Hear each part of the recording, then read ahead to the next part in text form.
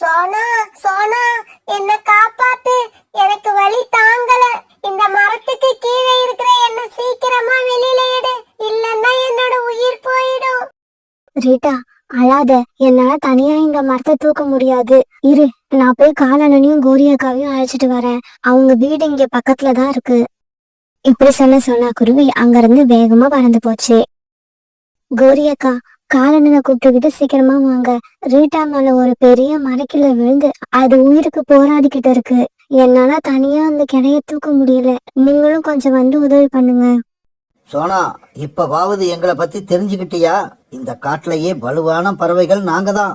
அதனாலதான் யாருக்கு என்ன ஆபத்து வந்தாலும் நீங்க எல்லாம் எங்களை தேடி வரீங்க. காலண்ணா, இதெல்லாம் அப்புறம் பேசிக்கலாம். முதல்ல நீங்க வந்து ரீட்டாவோட உயிரை காப்பாத்துங்க. இங்க பாரு சோனா, உன்னோட அவசரத்துக்கெல்லாம் எங்களால ஆட முடியாது. காலேஜ் சொன்ன மாதிரி எங்களோட திறமையையும் பெருமையையும் இப்பயாவது புரிஞ்சுக்கிட்டு எங்களுக்கு என்ன மரியாதை கொடுக்கணுமோ அதை கொடுங்க. இங்க பாருங்க காங்களே, கடைசி வரைக்கும் இப்படியே இருக்கலாம்னு நினைக்காதீங்க. கஷ்டங்கிறது மத்தவங்களுக்கு மட்டும் இல்ல, உங்களுக்கும் ஒரு நாள் வரலாம். இங்க பாரு சோனா, வார்த்தையை அளந்து பேசு. உனக்கு தான் பேச தெரியும்னு பேசுறியா? காலேஜி, இங்க பாத்தீங்களா? அதாவது நாம கஷ்டப்படணும், அதை பார்த்து ரசிக்கணுங்கிறதுதான் மத்த பறவைகளோட ஆசை. இங்க பாரு சோனா, எங்களுக்கு எந்த கஷ்டம் வந்தாலும் நாங்களே சமாளிச்சுப்போம். நீங்க ஒண்ணும் வந்து எங்களுக்கு உதவி செய்யணும்னு தேவையில்லை. தயவு செய்து இப்ப இடத்த காலி பண்ணு. இவ்வளவு தூரம் பேசுனதுக்கு அப்புறம் யாருக்கும் உதவி செய்யணும்னு எங்களுக்கு அவசியம் இல்ல. உடனே சோனா குருவி காங்களோட வீட்டை விட்டு வேகமா வெளியே போச்சு. இப்படி பறந்து போன சோனா குருவி நேரா புறா வீட்டுக்கு போச்சு. அந்த சமயத்துல புறா, ராணி புறா இவங்க 2 பேரும் அவங்க வீட்டுக்கு வெளியில உட்காந்து பேசிக்கிட்டு இருந்தாங்க. புறா வீட்டுக்கு போன சோனா குருவி நடந்தது எல்லாத்தையும் அவசரமா அவங்க கிட்ட சொல்லுச்சு. உடனே எல்லா பறவையும் சோனா குருவி பின்னால பறந்து போனாங்க. காப்பாத்துங்க, என்ன காப்பாத்துங்க, எனக்கு ரொம்ப வலிக்குது, சீக்கிரமா என்ன காப்பாத்துங்க. பிறகு எல்லா பறவைகளும் சேர்ந்து அந்த மரக்கிளையை தூக்கி வேற பக்கம் விட்டு எறிஞ்சாங்க. உடனே ரீட்டா கிளி ரொம்பவும் சிரமப்பட்டு எழுந்திரிச்சு உட்கார்ந்தது. நண்பர்களே, நல்ல வேலையா சீக்கிரமா வந்து என்ன காப்பாத்திட்டீங்க. உங்க எல்லாருக்கும் ரொம்ப நன்றி. ரீட்டா, இந்த சம்பவம் எப்படி நடந்துச்சு? நான் இந்த மரத்துக்கு கீழே உட்கார்ந்து ஒரு மிளகா பழத்தை சாப்பிட்டுக்கிட்டு இருந்தேன். அப்ப திடீர்னு ஒரு மரக்கிளை முறிஞ்சி என் மேல விழுந்துடுச்சு. சோனா, நீ காகங்களை அழைச்சுக்கிட்டு வரேன்னு சொல்லிட்டு தானே போன. அப்புறம் ஏன் ரொம்ப தூரம் பறந்து போய் இவங்களை கூப்பிட்டுக்கிட்டு வந்திருக்க? நீ போன சமயம் காகங்கள் வீட்டுல இல்லையா? நான் போனப்ப காங்கள் வீட்டுலதான் இருந்தாங்க. இப்படி ஆனஞ்ச சோனா குருவி பிறகு நடந்தது எல்லாத்தையும் தன்னோட நண்பர்கள் கிட்ட சொல்லுச்சு. அவங்க 2 பேரும் கொஞ்சம் கூட இரக்கமே இல்லாம பேசுறாங்க. இப்படியெல்லாம் கூட இரக்கமே இல்லாத பறவைகள் இருப்பாங்கன்னு எனக்கு இப்பதான் தெரியும். நாம எந்த சூழ்நிலையிலயும் அந்த காகங்கள் மேல நம்பிக்கையே வைக்க கூடாது. அவங்க 2 பேரும் எந்த நிமிஷத்துல எப்படி மாறுவாங்கன்னு யாருக்கும் தெரியாது. நண்பர்களே, கடைசி வரைக்கும் அந்த காங்கள் இப்படியே இருந்துட முடியாது. நம்ம நடந்துக்கிற விதம் தப்புன்னு என்னைக்காவது ஒரு நாள் அந்த காங்களுக்கு தெரிய வரும். இப்படியே சில நாட்கள் நகர்ந்துச்சு. ஒரு நாள் காங்கள் 2 பேரும் பறந்து போய்கிட்டு இருக்கப்ப ராணிக்குருவி அவங்கள கூப்பிட்டுச்சு. காகங்களே, கொஞ்சம் இங்க வாங்க, எனக்கு ஒரு உதவி பண்ணிட்டு போங்க. ரோனி, அவசரமா போயிட்டு இருக்க எங்களை அலட்சியமா தடுத்து நிறுத்திட்ட. சொல்லு, எதுக்காக எங்களை தடுத்து நிறுத்தின? என்னோட கூடு ரொம்பவும் மோசமான நிலைமையில இருக்கு. இத சரி பண்றதுக்கு எனக்கு கொஞ்சம் காஞ்ச பொருட்கள் தேவைப்படுது. என்னோட ரெக்கைகள்ல காயம் பட்டு கட்டு போட்டு இருக்க. அதனால காட்டுக்குள்ள போய் என்னால காஞ்ச பொருட்களை எடுத்துக்கிட்டு வர முடியல. நீங்க போற வழியில எங்கேயாவது காஞ்ச பொருட்கள் பாத்தீங்கன்னா எனக்காக கொஞ்சம் எடுத்துக்கிட்டு வாங்க. இவ்வளவுதானா? இல்ல எங்களுக்கு இன்னும் ஏதாவது வேலை வச்சிருக்கியா? வேற எந்த வேலையும் இல்ல, எனக்கு நீங்க இந்த உதவியை மட்டும் செஞ்சா போதும். ஆமா, எங்களை பார்க்க உனக்கு எப்படி இருக்கு? உனக்கு வேலை செய்யற வேலைக்காரவங்க மாதிரியா இருக்கும். இந்த காட்டுக்குள்ள எல்லா பறவைகளும் பார்த்து பயப்படுற எங்களை நீ உனக்கு வேலைக்காரங்களாக்கிக்கலான்னு பாக்குற, அப்படிதானே? இல்ல இல்ல, நான் அப்படியெல்லாம் நினைக்கல. இங்க பாரு, இதுக்கு மேல ஏதாவது ஒரு வார்த்தை பேசுன இங்க இருக்கிற கூட்டையும் ஒன்னையும் கீழே தள்ளிட்டு போயிடுவோம், ஜாக்கிரதை. இப்படி சொன்ன காங்கள் பிறகு அங்கிருந்து பறந்து போனாங்க. என்னோட ரெக்கையில இப்படி அடிப்பட்டு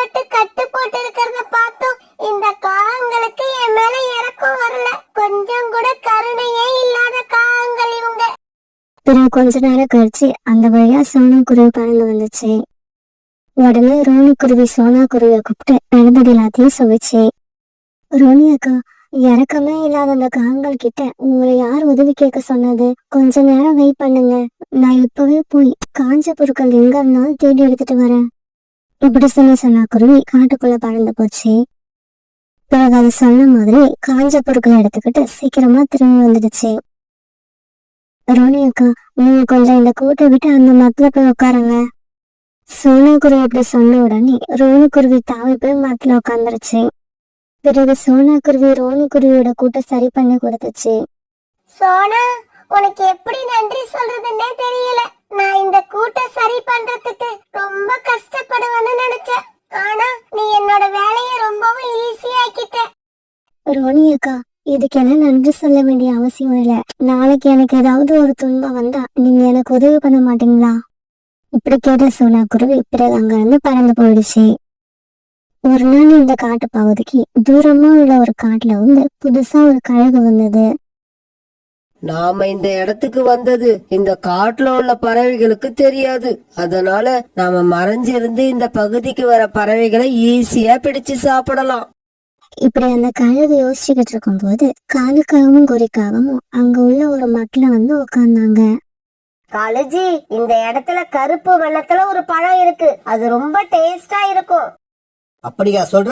அந்த பழத்தை நான் இதுவரைக்கும் சாப்பிட்டதே இல்ல. நானே போன வாரம் தான் அந்த பழத்தை கண்டுபிடிச்சேன். இன்னைக்கு பழுத்து இருந்தா நம்ம 2 பேரும் சேர்ந்து சாப்பிடுவோம். காலுக்காகவும் கோரிக்காகவும் இப்படி பேசிக்கிட்டு இருக்கும் போது வேகமா பறந்து வந்த அந்த கழுகு கோரிக்காகத்தை பிடிச்சு கீழே தள்ளி மேல ஏறி உட்கார்ந்துருச்சு. புதுசா ஒரு கழுகு வந்து கோரிக்காகத்தை பிடிச்சத பார்த்த காலுக்காகவும் அங்க இருந்து வேகமா பறந்து போயிடுச்சு. காலேஜி, காலேஜி, என்ன காப்பாத்துங்க, என்ன காப்பாத்துங்க. கோரி, என்னால இந்த கழுக ஒன்னும் பண்ண முடியாது. நான் போய் இன்னும் யாரையாவது அழைச்சுக்கிட்டு வரேன். இப்படி சொன்ன காலுக்காகவும் யாரையாவது உதவிக்கு கூப்பிடறதுக்காக பறந்து போச்சு.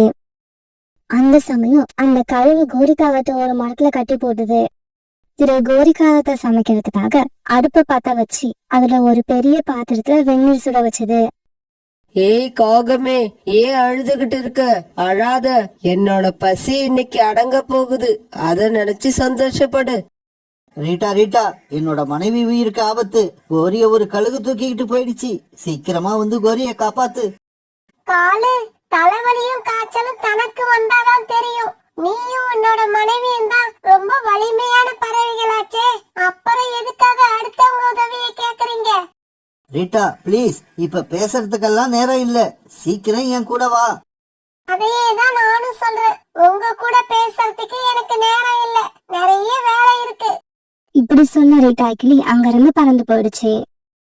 பிறகு காலுக்காக புறா ரோனி குருவி இவங்க எல்லார்கிட்டயும் போய் உதவி கேட்டு பார்த்தது. ஆனா யாருமே காலுக்காகத்துக்கு உதவி செய்யல. உடனே காலுக்காக அழுதுகிட்டு சோனா குருவி வீட்டுக்கு போச்சு. சோனா சோனா, என் கோரியோட உயிரை காப்பாத்து. கோரியோட உயிர் இப்ப ஆபத்துல இருக்கு. இப்படி சொன்ன காலுக்காகவும் பிறகு நடந்தது எல்லாத்தையும் சொல்லுச்சு. சோனா, உங்ககிட்ட எல்லாம் உதவி கேட்க எனக்கே வெக்கமா தான் இருக்கு.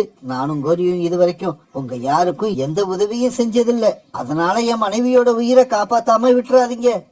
காலண்ணா, உங்களுக்கு இப்ப வந்த நிலைமை ரொம்பவும் மோசமான நிலைமை. இந்த மாதிரி நிலைமை வராம இருக்கணும்னா அக்கம் பக்கத்துல உள்ளவங்க கூட நல்ல விதத்துல பழகி அவங்க மனசுல இடம் பிடிச்சிருக்கணும். இருப்போம் சோனா, இருப்போம். இதுக்கப்புறம் நாங்க அப்படிதான் இருப்போம். நீ சொன்ன மாதிரி எல்லார்கிட்டையும் அன்பா பழகுவோம். பிறகு சோனா குருவி, புறா, ரீட்டாக்கிளி, ரோனி குருவி இவங்க எல்லாரையும் சமாதானப்படுத்தி கோரிய காப்பாத்துறதுக்காக காலுக்காகத்து கூட பறந்து போச்சு. இப்படி போன எல்லாரும் ஒரு மரத்து மேல உட்காந்து அங்க இருந்த நிலைமைய பார்த்தாங்க. இங்க பாருங்க, ஒரு பெரிய கல்லை எடுத்துக்கிட்டு வந்து அந்த பாத்திரத்துல போட்டா அந்த பாத்திரத்துல உள்ள வெந்நீர் கொட்டி அந்த கழுகு கண்டிப்பா இறந்துரும். உடனே எல்லாரும் புறாவோட யோசனைப்படி ஒரு பெரிய கல்லை தூக்கி கொண்டு வந்தாங்க. பிறகு அந்த கல்லை மேல இருந்து அந்த பாத்திரத்துல போட்டாங்க. அந்த பாத்திரத்துல இருந்த வெந்நீர் மேல கொட்டினதால அந்த கழுகு அந்த இடத்துலயே துடிச்சு இறந்து போச்சு. நண்பர்களே, எனக்காக எல்லாரும் ஒண்ணு சேர்ந்து வந்ததுக்கு ரொம்பவும் நன்றி. எல்லாரும் ஒத்துமையா இருந்தா எதையும் சாதிக்கலாம்னு என்னோட புத்திக்கு புரிய வச்சுட்டீங்க. பிறகு கோரிக்காகத்தை கட்டியிருந்த கைத்தை அவுத்து விட்டு அதை விடுதலை பண்ணினாங்க. பிறகு எல்லாரும் சந்தோஷமா அந்த இடத்த விட்டு கிளம்பி அவங்களோட வீடுகளை நோக்கி பறக்க ஆரம்பிச்சாங்க.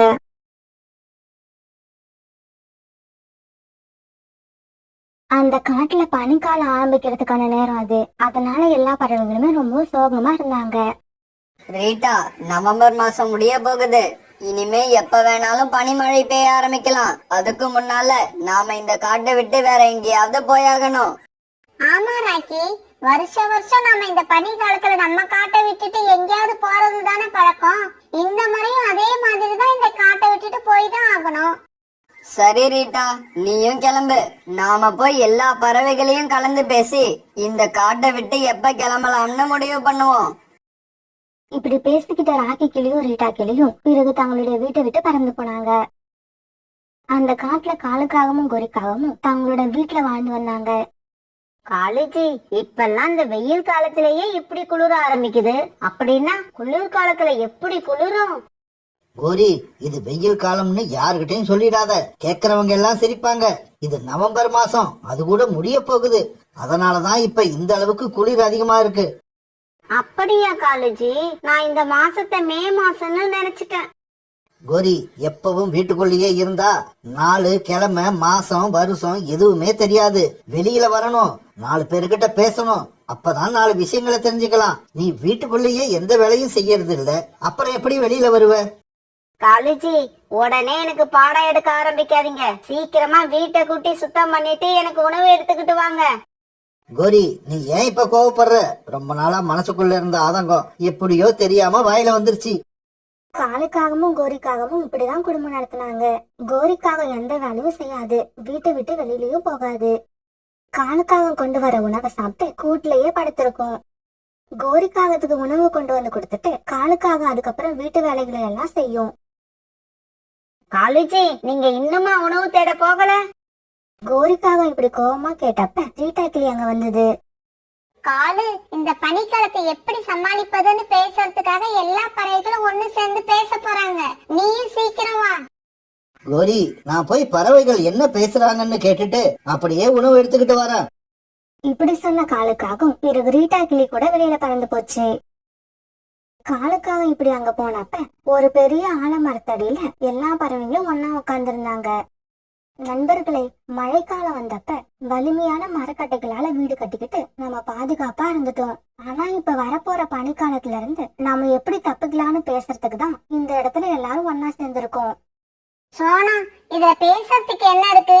வருஷம் எப்படி பனிக்காலத்துல இந்த காட்டை விட்டுட்டு வேற காட்டுக்கு போவோமோ அதே மாதிரி இந்த வருஷமும் போக வேண்டியதுதான். இல்ல, அப்படி போக கூடாது. அப்படி நாம வேற காட்டுக்கு போயிட்டு திரும்பி வந்து பார்க்கும்போது பராமரிப்பு இல்லாததால நாம கஷ்டப்பட்டு கட்டின வீடெல்லாம் இடிஞ்சு கீழே விழுந்துருது. ஆமாம் புறா, நீ சொல்றது உண்மைதான். அதனால இந்த பனிக்காலத்தை இந்த காட்டுலயே இருந்து எப்படி சமாளிக்கிறதுன்னு யோசிப்போம். இதுல யோசிக்கிறதுக்கு என்ன இருக்கு? இதோ மருந்து டாக்டர் நம்ம கூட தான் இருக்காங்க. அவங்கள கேட்டா நம்ம உடம்பு குளிராம எப்பவும் சூடா இருக்கிற மாதிரி ஒரு மாத்திரையை கொடுக்க போறாங்க. காலுக்காக இப்படி பேசினதை கேட்ட உடனே புறாவுக்கு கோபம் வந்துருச்சு. காலு, நம்ம உடம்ப குளிர் தெரியாம ஆக்குறதுக்கு நீ சொன்ன மாதிரி மாத்திரை இல்ல, ஆனா ஒரு மருந்து இருக்கு. அப்படியா? உண்மையாவா? அந்த மருந்தோட பேரு என்னன்னு சொல்லு. அந்த மருந்தோட பேரு விஷம். அத குடிச்சிட்டு நீ படுத்துட்டீனா அதுக்கப்புறம் இந்த காட்டுல மழை பெஞ்சாலும் சரி பனி பெஞ்சாலும் சரி உனக்கு எதுவுமே தெரியாது. உனக்கு அது வேணும்னா சொல்லு, அதை தேடி நீ எங்கேயும் அலைய வேண்டாம், நானே வாங்கிக்கிட்டு வந்து தரேன். காலு, புறா, நாம முக்கியமான விஷயத்த பேசுறதுக்காக இந்த இடத்துல கூடியிருக்கோம். தேவையில்லாததையெல்லாம் இங்க பேசாதீங்க. இங்க பாருங்க, இந்த பனிக்காலத்தை நாம இந்த காட்டுல இருந்தே சமாளிக்கிறதுக்கு என் மனசுல ஒரு யோசனை இருக்கு. சோனா, உன் மனசுல உள்ள யோசனை என்னன்னு சொல்லு. அந்த யோசனை நல்லா இருந்தா எல்லாரும் அதையே ஃபாலோ பண்ணுவோம். நாம எல்லாருமே இந்த காட்டுல இருக்கிற வயல்ல உள்ள காஞ்ச வைக்கோலை சேகரிச்சு கொண்டு வருவோம். அப்படி எடுத்துட்டு வர வைக்கோலை நம்ம வீட்டு மேலையும் கதவு ஜன்னல் இப்படி எல்லா இடத்துலயும் வச்சு கட்டிட்டோம்னா வீட்டுக்குள்ள இருக்கிறப்ப நம்மள குளிர் தாக்காது. நம்ம வீடு எப்பவும் சூடா கதகதப்பா இருக்கும். சோனா, உன்னோட யோசனை நல்லா தான் இருக்கு. ஆனா எல்லா பறவைகளுக்கும் தேவையான வைக்கோல் இந்த காட்டுல நமக்கு கிடைக்குமா? எனக்கு என்னவோ இந்த வேலை ரொம்பவும் கஷ்டமா இருக்கும்னு தோணுது. அதனால வேற யாராவது நல்ல யோசனையா சொல்லுங்க. இல்ல, எனக்கு என்னவோ சோனா சொல்ற யோசனை நல்லாதான் இருக்கு. நம்ம காட்டுல நிறைய வயல்கள் இருக்கு, அதனால நம்ம எல்லாருக்கும் தேவையான வைக்கோல் நம்ம காட்டுலயே கண்டிப்பா கிடைக்கும். ஆமா, ரீட்டா கிளி சொல்றதும் உண்மைதான். வைக்கோல் சேகரிக்கிறது காலுக்காக சொன்ன மாதிரி அவ்வளவு கஷ்டமான விஷயம் கிடையாது. அதனால நாம எல்லாரும் சோனா குருவி சொன்ன யோசனையே ஃபாலோ பண்ணுவோம். பிறகு சோனா குருவி சொன்ன யோசனைய எல்லாரும் ஏத்துக்கிட்டு அந்த இடத்த விட்டு கலைஞ்சு போனாங்க.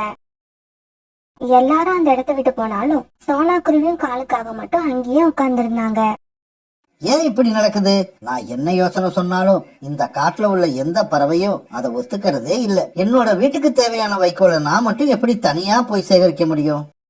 காலண்ணா, முயற்சி பண்ணாமலேயே முடியாதுன்னு நீங்க எப்படி சொல்றீங்க? குறைஞ்சபட்சம் ஒரு தடவை முயற்சி பண்ணி பாருங்க. சோனா, என்னோட நிலைமைய ஒரு நிமிஷம் நினைச்சு பாரு. எல்லா பறவைகள் வீட்லயும் வைக்கோல் சேகரிக்க கணவன் மனைவி 2 பேருமே போவாங்க, வைக்கோலை சேகரிச்சு கொண்டு வருவாங்க. ஆனா என்னோட நிலைமை அப்படி இல்ல.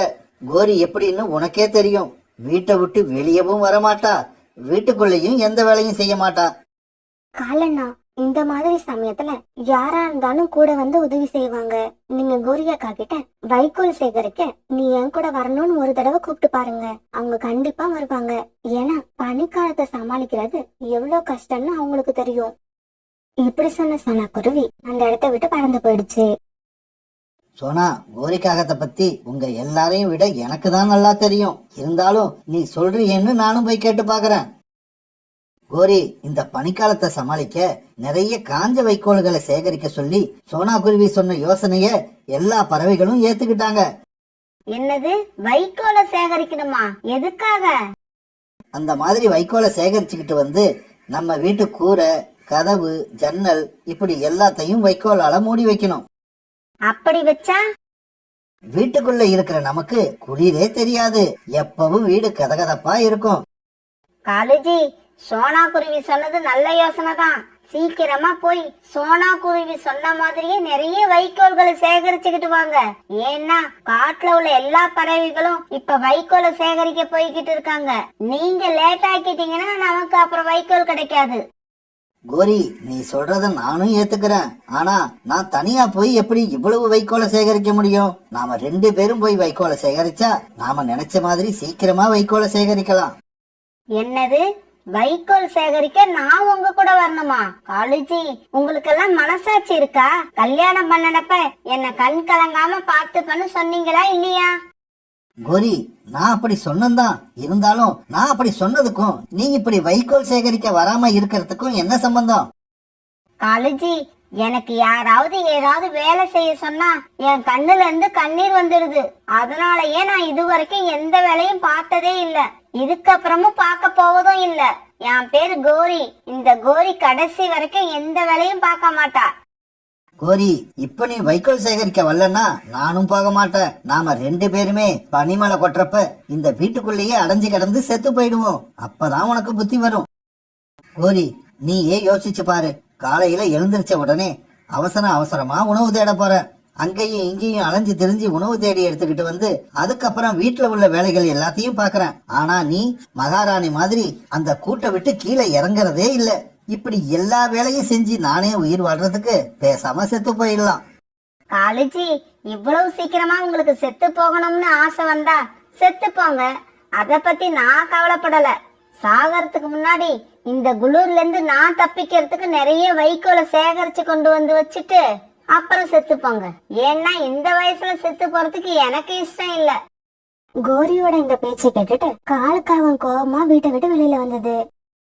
அப்படி வெளியில வந்து பார்த்தப்ப சோனா குருவி வீட்டு வாசல்ல நின்னுகிட்டு இருந்தது. சோனா, நீ எப்ப வந்த? ஏன் வீட்டுக்குள்ள வராம இங்கேயே நிக்கிற? காலண்ணா, நான் எப்பவும் வந்துட்டேன். நீங்களும் கோரியக்காவும் பேசுனது எல்லாத்தையும் கேட்டுட்டு தான் இருந்தேன். உங்களை நினைச்சா எனக்கே ரொம்ப பாவமா இருக்கு. சோனா, கோரியும் நானும் பேசிக்கிட்டு இருந்ததெல்லாம் கேட்டியா? அப்படி கேட்டு இருந்தீன்னா எங்க வீட்டுல என்ன நடக்குதுன்னு உனக்கு நல்லா புரிஞ்சிருக்கும். நல்லா புரிஞ்சிருச்சு காலண்ணா. கோரியக்கா உங்களுக்கு கொஞ்சம் கூட மதிப்பு கொடுக்கறது இல்லைன்னு புரிஞ்சிருச்சு. புரிஞ்சிருச்சு இல்ல? அத மனசுலயே வச்சுக்க. இப்படி வாய் விட்டு சொல்லாத. நீ அத சொல்லி நான் கேக்குறப்ப எனக்கு மனசு ரொம்ப கஷ்டமா இருக்கு. காலண்ணா, நீங்க கோரியக்காவை திருத்தறதுக்கு எந்த முயற்சியும் எடுக்கலையா? நீ வேற சோனா. ஆரம்பத்துல கோரி கிட்ட கொஞ்ச நாள் கோபப்பட்டு பார்த்தேன். அதோட பின் விளைவுகள் ரொம்ப மோசமா இருந்தது. அதுக்கப்புறம்தான் அன்பு காட்டி கோரிய திருத்தலாங்கிற முடிவுக்கு வந்தேன். உணவு தேட நானே போனேன். பிறகு வீட்டுல வந்து வீட்டு வேலைகளையும் பார்க்க ஆரம்பிச்சேன். எல்லா வேலைகளையும் முடிச்சதுக்கு அப்புறம் வீட்டை நானே சுத்தமும் பண்ணுனேன். நீங்க இவ்வளவு வேலையும் பார்க்கும்போது கோரி அக்கா வேடிக்கை பார்த்துட்டா இருப்பாங்க, எதுவும் சொல்ல மாட்டாங்களா? சொல்லுவா. என்ன தெரியுமா சொல்லுவா? காலேஜி, நீங்க நிறைய வேலை பாக்குறீங்க, ஆனா ஒரு வேலைய கூட ஒழுங்கா பார்க்க மாட்டேங்கிறீங்கன்னு சொல்லுவா. காலண்ணா, கோரி அக்கா மேல நீங்க காட்டுற அன்பை அவங்க மிஸ்யூஸ் பண்றாங்க. நம்ம வாயால எவ்வளவுதான் எடுத்து சொன்னாலும் நம்ம செய்யறது தப்புன்னு அவங்களுக்கு புரியாது. வேற ஏதாவது பிளான் பண்ணி தான் அவங்கள மாத்தணும். சோனா, கோரியை எப்படியாவது திருத்தி ஆகணும். அதுக்கு என்ன பண்ணலாம்னு சொல்லு. பிறகு காலுக்காக என்ன செய்யணும்னு சோனா குருவி அதோட காதுல சொல்லுச்சு. சோனா, நாம இப்படி செஞ்சா கோரி மாறிடுவாளா? காலண்ணா, முயற்சி பண்ணி பாப்போம். சும்மா இருக்கிறதுக்கு முயற்சி பண்ணி பாக்குறது நல்லது இல்லையா? ஓகே சோனா, நீ சொல்றபடி நான் செய்யறேன். எது நடக்குதோ அதுவே நடக்கட்டும். சோனா குருவி கூட இப்படி பேசின காலுக்காகவும் பிறகு தன்னோட வீட்டுக்கு போச்சு. ஆனா காலுக்காக வீட்டுக்கு போகும்போது கோரிக்காக கொரட்டை விட்டு தூங்கிட்டு இருந்தது. கோரி, உனக்கு மட்டும்தான் தூங்க தெரியுமா? இப்ப பாரு, நானும் தூங்குறேன். இப்படி சொன்ன காலுக்காக ஒரு கூட்டுல ஏறி படுத்து தூங்க ஆரம்பிச்சது. அப்ப பாதி ராத்திரி ஆச்சு. சாப்பிடாம படுத்ததால கோரிக்கு வயித்துல பசி உண்டாயிடுச்சு. உடனே கோரிக்காக எழுந்திரிச்சு உட்கார்ந்தது. இப்படி எழுந்திரிச்சு உட்கார்ந்த கோரிக்காக காலுக்காக தூங்கிட்டு இருக்கிறத பார்த்துட்டு ஆச்சரியமாயிடுச்சு. இந்த காலேஜுக்கு என்னாச்சு? எப்பவுமே உணவு தேடிட்டு வந்ததுக்கு அப்புறம் என்னை எழுப்பி விட்டு சாப்பிட வச்சதுக்கு அப்புறம் தான் என்னை தூங்க வைக்கும். இன்னைக்கு என்ன எதுவுமே செய்யாம படுத்து தூங்கிக்கிட்டு இருக்கு? இப்படி உணவு எங்க இருக்குன்னு தேடி தேடி பார்த்தது. ஆனா கோரியோட கண்ணுக்கு உணவு எங்கேயுமே தென்படல. இதனால கோபமான கோரி காலுக்காகத்தை எழுப்ப ஆரம்பிச்சது. காலுஜி, சீக்கிரம் எழுந்திருங்க. எனக்கு ராத்திரி சாப்பாடு எங்க வச்சிருக்கீங்க? அத சொல்லிட்டு தான் தூங்கி தொலைங்களேன். கோரிக்காக இப்படி கோபமா கத்தின உடனே காலுக்காக அவசரமா எந்திரிச்சது. கோரி, பகல் பூரா வேலை பார்க்கறதுக்கு நேரம் சரியா போயிடுச்சு. ராத்திரியில கொஞ்சம் நிம்மதியா தூங்கலாம்னா அதுவும் உன்னால இப்ப கெட்டு போகுது. காலேஜி, வழக்கம் போல ராத்திரி சாப்பாட்டை என்னோட கூட்டுல வச்சுட்டு படுத்து இருந்தீங்கன்னா உங்களை யார் எழுப்ப போறா? சாப்பாடு எங்க இருக்கு? சீக்கிரம் சொல்லுங்க. கோரி, இன்னைக்கு பகல் பூரா வேலை பார்த்ததுல என்னோட உடம்பு ரொம்ப களைச்சு போயிடுச்சு. அதனால இன்னைக்கு நான் உணவு தேடி எடுத்துக்கிட்டு வரல. நாளையில இருந்து தயவு செய்து நீ வீட்டு வேலையை பாரு. அப்பதான் என்னால உணவு தேடி எடுத்துக்கிட்டு வர முடியும். ஓஹோ, அப்படியா சேதி? நான் வீட்டு வேலைய பார்க்க மாட்டேன்னு சொல்லிட்டா என்ன பண்ணுவீங்க? வீட்டு வேலையை நான் பாத்துக்கிறேன், நீ போய் உணவு தேடி எடுத்துக்கிட்டு வான்னு சொல்லுவேன். வீட்டோட பொறுப்பு எல்லாத்தையும் சுமந்து சுமந்து வர வர என் தலையில உள்ள முடியெல்லாம் கொட்டிக்கிட்டு இருக்கு. இப்படியே போனா நான் சீக்கிரம் வழக்கே ஆயிடுவேன். என்ன காலேஜி, வர வர உங்க பேச்சியெல்லாம் ரொம்ப புதுசா இருக்கு. முன்னாடி எல்லாம் நான் சொன்னது அப்படியே கேப்பீங்க, இப்பெல்லாம் என்னை எதிர்த்து பேச ஆரம்பிச்சிட்டீங்க. உங்களுக்கு என்னாச்சு காலேஜி? உங்க மனசை யார் இப்படி கெடுத்தது? கோரி, இப்பதான் எனக்கு புத்தி வந்திருக்கு. இனிமே நான் வீட்டுக்கு வெளியில மட்டும்தான் வேலை செய்வேன். இதுதான் என்னோட வேலை. அப்ப வீட்டுல உள்ள வேலையை யார் செய்யறது? நான் கோரின்னு ஒரு பெண்காகத்த கல்யாணம் பண்ணிக்கிட்டு வந்திருக்கேன். வீட்டு வேலைகள் எல்லாத்தையும் இனி அந்த கோரி தான் செய்யணும். இப்ப முடிவா என்னதான் சொல்ல வரீங்க? வீட்டு வேலை எல்லாத்தையும் நான் பார்க்கணும், அப்படிதானே? நடக்காது காலேஜி, நடக்காது. இது வரைக்கும் எந்த வேலையும் பார்க்காம வளர்ந்த கோரிக்கு இதுக்கப்புறமா எந்த வேலையும் பாக்குற ஐடியா இல்ல. கோரி, உன்னோட முடிவு எப்படி இருந்தாலும் அதை பத்தி எனக்கு கவலை இல்ல. எனக்கு இப்ப தூக்கம் வருது, நான் தூங்க போறேன். இப்படி சொன்ன காலுக்காக பிறகு படுத்து மறுபடியும் தூங்க ஆரம்பிச்சது. காலுக்காக மேல உள்ள கோபத்துல கோரிக்காக அப்படியே போய் தன்னோட கூட்டுல படுத்து தூங்க ஆரம்பிச்சது. ஆனா வயிறு பசியா இருந்ததால கோரிக்காகத்துக்கு தூக்கமே வரல. புரண்டு புரண்டு படுக்க ஆரம்பிச்சது. பிறகு திடீர்னு ஏந்திரிச்சு உட்காந்துடுச்சு. இப்ப சாப்பிடலாம், தூக்கம் வராது போல இருக்கு. நான் என்னதான் பண்றது? இப்படி நினைச்ச கோரிக்காக பிறகு மறுபடியும் காலுக்காகத்தை எழுப்ப ஆரம்பிச்சது. காலேஜி, தயவு செய்து கொஞ்சம் எழுந்திருங்க. எனக்கு ரொம்ப பசிக்குது. வீட்டுல இருக்கிற பொருட்களை வச்சு ஏதாவது சாப்பிட செஞ்சு கொடுங்க. கோரிக்காக இப்படி கெஞ்சின உடனே காலுக்காகத்துக்கு ஏந்திருக்கணும் போலதான் இருந்தது. இருந்தாலும் சோனா குருவி சொன்ன மாதிரி காலுக்காக கண்ணை இறுக்கமா மூடிக்கிட்டு தூங்குற மாதிரி அப்படியே படுத்திருந்தது. பிறகு வேற வழி இல்லாத கோரிக்காக கிச்சனுக்குள்ள போச்சு. நான் இப்ப என்ன பண்ணுவேன்? இதுக்கு மேல நான் சமைச்சதே இல்ல. பேசாம இருக்கிற காய்கறி, அரிசி, மிளகாய் தூள், மல்லித்தூள் எல்லாத்தையும் ஒரு பாத்திரத்துல போட்டு தண்ணிய ஊத்தி அடுப்புல வச்சு ஒன்னா கொதிக்க வைப்போம். என்ன வருதோ அதை சாப்பிடுவோம். இப்படி யோசிச்ச கோரிக்காகம் ஒரு பானையில எல்லா பொருட்களையும் போட்டு அதுல தண்ணி ஊத்தி அடுப்புல வச்சது. கிச்சனுக்குள்ள இருந்து ஏதோ வாசனை வந்ததால காலுக்காகம் கண்ணை திறந்து பார்த்தது. அடாடா, கோரி சமைக்க ஆரம்பிச்சிட்டா போல இருக்கு. சோனா சொன்னது போல நாம நடந்துகிட்டதாலதான் கோரி இப்ப கிச்சன் வரைக்கும் போயிருக்கா. அடுப்புல இப்படி எல்லா பொருட்களையும் போட்டு கொதிக்க விட்ட கோரிக்காகம் பிறகு அந்த பானையே பார்த்துக்கிட்டு நின்னுது. கொஞ்ச நேரத்துல அந்த சாதம் நல்லா வெந்ததும் மேல வர ஆரம்பிச்சது. அத பார்த்த கோரிக்காகத்துக்கு ரொம்பவும் சந்தோஷம் தாங்கல. அடடா, என்ன இது கிச்சடி வாசம் வருது. அப்ப இதுதான் கிச்சடியா? அட, நமக்கு கூட சமைக்க தெரியுமா? சரி சரி, சமைச்சது சமைச்சிட்டோம். இது எப்படி இருக்குன்னு சீக்கிரமா சாப்பிட்டு பாப்போம். இப்படி நினைச்ச கோரிக்காகம் பிறகு அந்த கிச்சடியை எடுத்து ஒரு சின்ன பாத்திரத்துல வச்சது. காலேஜி நமக்கு எத்தனை நாள் சமைச்சு சோறு போட்டு இருக்கு. இன்னைக்கு நாம சமைச்சத காலேஜிக்கு கொடுக்காம சாப்பிடக்கூடாது. அப்புறம் காலேஜி கூட ராத்திரி சாப்பிடாம தான் படுத்திருக்கணும். அதுவும் இல்லாம இந்த கிச்சடி நாம சமைச்சதுன்னு தெரிஞ்சா காலேஜி ரொம்பவும் சந்தோஷப்படும். இப்படி நினைச்ச கோரிக்காகம் தான் செஞ்ச கிச்சடியை எடுத்துக்கிட்டு காலுக்காகத்துக்கிட்ட போச்சு. காலேஜி, கொஞ்சம் எழுந்திருங்க. இந்த கிச்சடியை சாப்பிட்டுட்டு அப்புறம் படுத்து தூங்குங்க. கோரியோட குரலை கேட்டதும் தூக்கத்துல இருந்து ஏந்திருக்கிற மாதிரி கண் விழிச்சுட்டு படுத்திருந்த காலுக்காக ஏந்திரிச்சு உட்கார்ந்தது. இப்படி ஏந்திரிச்சு உட்கார்ந்த காலுக்காகும் அங்க இருந்த கிச்சடி கிண்ணத்தை பார்த்துட்டு இப்படி பேசிச்சு. கோரி, இந்த ராத்திரியில இந்த கிச்சடியை யார் கொண்டு வந்து கொடுத்தது? காலேஜி, என்ன இப்படி கேட்டுட்டீங்க? இதை யாரும் கொண்டு வந்து கொடுக்கல. இந்த கிச்சடியை நான் தான் சமைச்சு எடுத்துக்கிட்டு வந்தேன். கோரி, உண்மையாவா? உனக்குதான் சமைக்கவே தெரியாதே, அப்புறம் எப்படி இந்த கிச்சடியை செஞ்ச? காலேஜி, இந்த காய்கறி, அரிசி, மசாலா எல்லாத்தையும் ஒரு பானையில போட்டு தண்ணியை ஊத்தி கொதிக்க வச்சேன். என்ன ஆச்சரியம், கடைசியா இந்த கிச்சடி வந்துருச்சு. எப்படியோ கோரி, கடைசியா நீயும் சமைக்க ஆரம்பிச்சிட்ட. வா, இந்த கிச்சடியை நாம 2 பேரும் சேர்ந்து சாப்பிடுவோம். பிறகு காலுக்காகவும் கோரிக்காகவும் சேர்ந்து அந்த கிச்சடியை சாப்பிட்டாங்க. இப்படி இவங்க கிச்சடியை சாப்பிட்டுட்டு இருக்கும் போது மறுநாள் பொழுது விடிஞ்சிருச்சு. கோரி, நாம 2 பேரும் பேசிக்கிட்டு இருந்ததுல பொழுது போனதே தெரியல. பாரு, மறுநாள் பொழுது விடிஞ்சிருச்சு. ஆமா காலேஜி, சரி நீங்க குளிச்சிட்டு வேலைக்கு கிளம்புங்க. இன்னையில இருந்து வீட்டு வேலைகளை நானே பாத்துக்கிறேன். நேத்து ராத்திரி தான் யோசிச்சு பார்த்தேன். வேலைக்கும் போயிட்டு வந்து வீட்டு வேலையும் செஞ்சா எவ்வளவு கஷ்டமா இருக்கும்னு எனக்கு அப்பதான் தெரிஞ்சுது. இனிமே வீட்டுல சும்மா உட்கார்ந்து இருக்காம எல்லா வேலைகளையும் பார்த்து வைக்கிறேன். சாயங்காலம் நீங்க வந்ததுக்கு அப்புறம் நாம 2 பேரும் சேர்ந்து போய் வைக்கோலை சேகரிச்சு கொண்டு வருவோம். கோரி, இது உண்மையிலேயே நீதானா? நீ பேசுறதெல்லாம் உண்மையா? இல்ல சமீபத்துல உனக்கு ஏதாவது தலையில அடிபட்டுதா? காலேஜி, நீங்க பாக்குறதெல்லாம் கனவு கிடையாது, உண்மைதான். உங்க கோரி இப்ப முன்ன மாதிரி இல்ல, அடியோட மாறிட்டேன். கோரி இப்படி மனசு மாறினதை பார்த்து காலுக்காகத்துக்கு ரொம்ப சந்தோஷமா ஆயிடுச்சு. கோரி, நீ இதே மனசோட இரு. சாயங்காலமா நான் சீக்கிரமா வந்துடுறேன். அதுக்கப்புறம் நாம வைக்கோல் சேகரிக்க போவோம். நான் திரும்பி வர்றதுக்குள்ள நீ மனசு மாறிடாத. இப்படி நினைச்ச காலுக்காகவும் தான் வேலை செய்யற இடத்துக்கு பறந்து போச்சு.